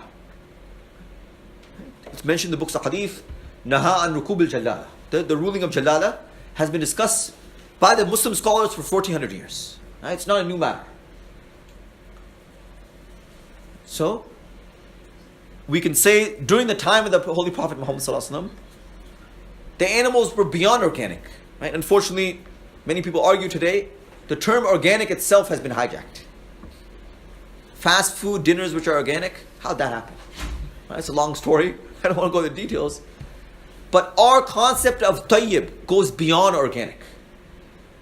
Our teachings regarding animals, right, look at how the animal at the time of udhiyah is brought up. Before you saw the animal, you give the animal water to drink. You make sure the animal doesn't see any other animals. Our sunnah teachings and best practices for slaughter and for raising an animal go way beyond organic. And you'll see many parallels between the food trend and food revolution and halal and tayyib. You'll see many parallels. The treatment of the animal, the humane treatment of the animal, right? The way of slaughtering the animal, bleeding out the animal, not stunning the animal, etc. And as I said today, in order to slaughter an animal in America at a USDA plant without stunning, you need a religious exemption. There's something called a religious exemption. Only the Muslims and Jews today don't stun the animal. Everyone else stuns the animal. Right? And even Muslims I would say 75% of the halal meat out there is stunned. There's a small percentage which is unstunned. Right? And of course it's going to cost more as well. So this is where the challenge comes in, you guys. That as young Muslims, as woke Muslims, when we discuss food trends and the food revolution, sometimes it's a matter of putting your money where your mouth is. Literally, sometimes one organic chicken, halal organic chicken, can cost up to $25. Right? Versus your commodity chicken, which might be $2-3 a pound, and even then you have people complaining about it. Right? The halal meat store owners tell us the brother or sister will walk in our meat store, they're driving a $100,000 car, they have $1 million house, they come in the store and say, your meat is too expensive. Your meat is 15 cents more than the store down the street. But I highly recommend reading this book called Green Deen and learning these issues, you guys. Grass-fed versus grain-fed. What is it all about? Well, during the old days, it was only grass-fed. There was no such thing as grain-fed. And learn about the effects of eating grains on a cow. Right? A cow will die within a year if it eats only grain without any antibiotics and without any medicine. A cow will die. Cows are not meant to eat grains. Right? Most of the beef in America is grain-fed. And most of the halal beef in America is grain-fed. So learn about these issues. Learn about the nutrients. I was telling the brother earlier, in New Zealand, all the beef there is, number one, halal. Number two, it's grass-fed. I told the brothers, I've never seen something like that in my life. The beef after being slaughtered was pink colored. It's a unique color I've never seen before. It was pink colored, right? A very bright pink type of color, right? Which I've never seen before. That's how cows are supposed to be. That's grass fed. That's how cows are supposed to taste and supposed to look like. But we've never seen it before. It's new to us. So these issues are there. Right, I'm just going to raise them right now. I'm not going to go into detail. Grass-fed versus grain-fed when it comes to cows. Vegetarian feed when it comes to sheep. And when it comes to chicken. Unfortunately, many of the chickens that people are eating today should not even be called chickens. Look at the whole lawsuit with KFC. Right? Can they use the word chicken or not? Because it's more like a test tube chicken than a real chicken. Right? There's some crazy videos about it as well. Right? Many of the chickens we're eating have never seen the light of day. They've been inside a pen their whole lives. Right? What are chickens supposed to do? They're supposed to run around. They're supposed to see light. They're supposed to be in a natural element. Unfortunately, due to industrial farming, industrial slaughterhouses, right, we have this phenomenon of industrially raised chicken. They have a certain amount, six week whatever life cycle. They're fed so much and they're fattened up so much they can no longer stand up sometimes, and so on. And what are they fed? They're fed other dead chickens. Unfortunately, in many cases, they're fed bones, blood, and ground up dead chickens. Right? Unfortunately, in the industrial complex, they want to recycle their chickens, their dead chickens. Right? So sometimes the chickens we eat are fed pork. They're fed pork bones or pork blood. So this is a widespread issue in the poultry industry today. You can say most chickens, that's why they're so cheap. Guys, we think about the price we pay. The price we pay for cheap chicken and cheap meat, it will carry on to what's inside of the meat. Antibiotics, hormones, being fed unnatural things, and so on. So feed is a major issue today, and unfortunately most Muslims are completely clueless. Most Muslims, as long as they can find some type of halal meat which is sold for 99 cents a pound, I often tell them the price is too good to be true. There's always some cost. But because most Muslims are just looking at the price, they don't care about how the meat is processed. They don't care about these health aspects. So unfortunately, a good portion of our halal meat which is out there is extremely unhealthy for us. It has many hormones, antibiotics, other things which are injected inside, and it shows up in the meat. The feed, in many cases, is unhealthy as well. Right? What's a natural thing for chickens to eat? At least a vegetarian diet, at the very least. So these are all issues for us to consider. And as we said earlier, they will affect us spiritually and they will affect us physically as well. Right? You guys look at some of the diseases, some of the cancers, right? Although sometimes the direct effects, right? There are some studies as well, but we don't know the long-term effects of some of the meat we're eating. We don't know some of the long-term effects of the hormones and some of the unnatural injections which are being put into these animals and into the meat we eat. Right? Studies are coming out, but we don't have a full picture yet. Yet, we still eat this meat all the time. Right? These are things for us to consider. Right? Read the book Green Deen. Read the book Omnivore's Dilemma. These are all issues we need to consider. And as a number of individuals have said, we need to re-question the whole concept of eating meat for breakfast, lunch, and dinner. Right? Especially in some Muslim cultures, the meal isn't considered a meal unless there's meat in it. Right? Brothers come up to me, Sheikh, I'm going to Mississippi. Do you know any halal options out there? I'm like, brother, I really don't know anything. You're going to have to stick to vegetarian. But brother, what am I going to eat out there? In other words, I can't live without meat. Brother, we need to re-question how often did the Prophet Muhammad eat meat? Right? It was a luxury. Right? It wasn't an everyday thing. It was a luxury. So nevertheless, these are all issues which we need to consider. One is the basic halal requirements, but we need to think beyond that. Right? I mentioned the example yesterday. Just because the product is halal or even certified halal does not necessarily mean it's healthy. Right? In fact, I've spoken to Muslim slaughterhouses. Sometimes there'll be a sick dairy cow that's about to die, that has disease. Right? The farmer will know, call up XYZ cheap Muslim. Make a phone call.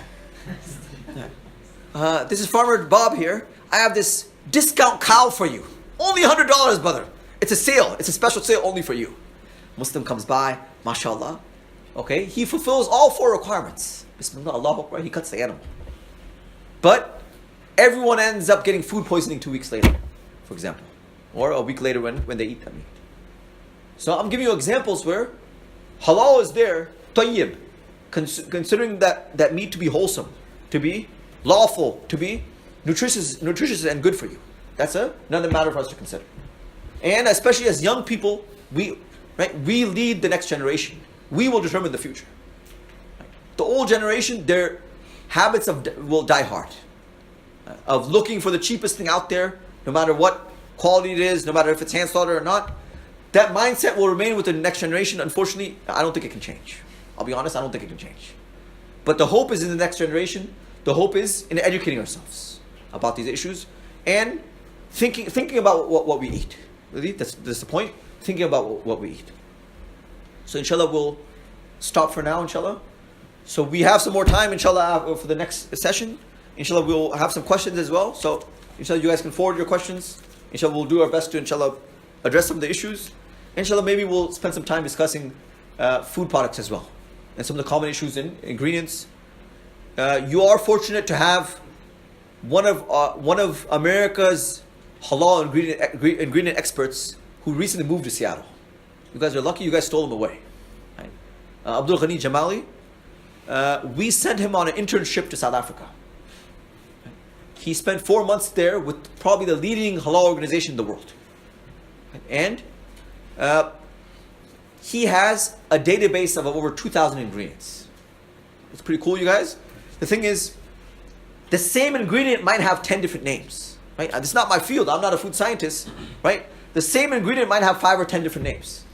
And you know to look for lard, you don't know the other 10 names which could potentially be lard. Animal shortening, etc. If you don't know the terms, right, it becomes very difficult. So for the last 7 years, he's been working full-time as our resident food scientist. And he's been doing research. We've been assigning him the research on food ingredients. I would say today he is the expert in halal ingredients in America today. Because by virtue of his experience, by virtue of his time in South Africa, and the amount of questions I sent him as well and others, like he is probably one of the top 5 experts in halal ingredients in America today. And he lives right here. I think Mount Lake. He lives here locally. He lives down the street. Okay, inshallah. So in fact, he's not here today. He was supposed to be here today. He's doing a seminar in San Francisco right now, in Fremont, on food and ingredients. That's why he's not here today. Otherwise, our plan was to have him here, inshallah. So maybe as a follow-up, inshallah, you guys can do a seminar with him as well. So inshallah, we'll take a break, inshallah, and we'll come back, inshallah, in 10 minutes.